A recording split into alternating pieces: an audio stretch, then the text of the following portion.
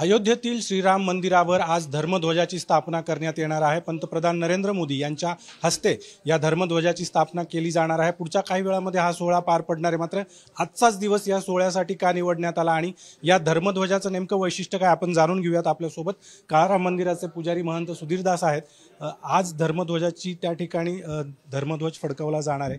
काय आजच्या मुहूर्ताचं वैशिष्ट्य आहे आणि धर्मध्वजाचं काय? अनंत असं आजच्या मुहूर्ताचं वैशिष्ट्य आहे। आज मार्गशीर्ष शुद्ध पंचमी।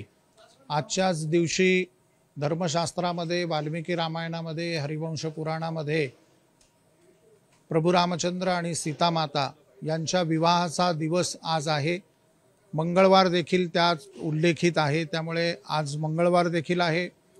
आमचे जे रामानंद संप्रदाय त्याच्या मान्यतेनुसार हनुमंतरायांचा जन्म देखील मंगळवारीच झाल्याचं मानलं जातं आणि आज हा जो मुहूर्त एकंदरीत आपण पाहत आहोत तो काही जणांचं म्हणणं आहे की 8800 वर्षानंतर हा सुमुहूर्त अभिजित मुहूर्तावरती या ठिकाणी आलेला आहे आणि या मुहूर्तावरती आज देशाचे यशस्वी पंतप्रधान आज अयोध्येमध्ये सुवर्णदंडावरती आधारित असलेल्या या धर्मध्वजाचं पूजन प्राणप्रतिष्ठा त्या ठिकाणी पूजन करून ते जे मंदिर त्याची जी परिकोटी ज्याला आपण ओऱ्या म्हटल्या आहेत बाजूच्या ज्या सगळ्या त्या ओऱ्यांवरती देखील विविध मंदिरं आज स्थापन झाली आहेत, त्यांची प्राणप्रतिष्ठा पूजन होऊन आज जो राम मंदिराचा संपूर्ण प्रेमायसेस आहे, जो कॅम्पस आहे तो पूर्णपणे त्या ठिकाणी निर्मित झाला आहे।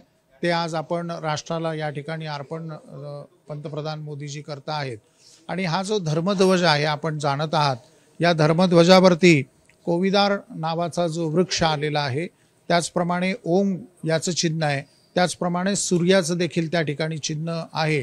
तर कोविदार हा जो वृक्ष आहे हा अयोध्येचे जे राजवंश आहे, जो रघुवंश आहे, सूर्यवंश आहे, या वंशाचं प्रतीक त्या ठिकाणी मांडलं गेलंय।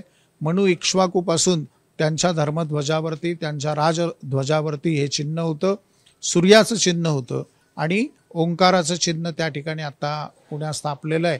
तर हे सूर्यवंशी सर्व राजे आहेत, प्रभू रामचंद्र सूर्यवंशात आलेले आहेत आणि ओंकार ओम जो आहे हे धर्माचं प्रतीक आहे, सर्वोच्च प्रतीक आहे। ब्रह्मा विष्णू महेश औम याची सगळी त्या ठिकाणी मात्रा देऊन आज या ठिकाणी पूजन करून प्राणप्रतिष्ठा होऊन हे मंदिर राष्ट्राला अर्पण होत आहे। आपण पाहतोय आजच्या मुहूर्ताचं विशेष असं महत्त्व आहे आणि त्यामुळेच आजच्या दिवशी अयोध्येतील प्रभू श्रीराम मंदिरावर आज धर्मध्वजाची स्थापना केली जाणार आहे आणि एक ऐतिहासिक सोहळा आज पुढच्या काही वेळामध्ये संपूर्ण जगाला देखील पाहायला मिळणार आहे।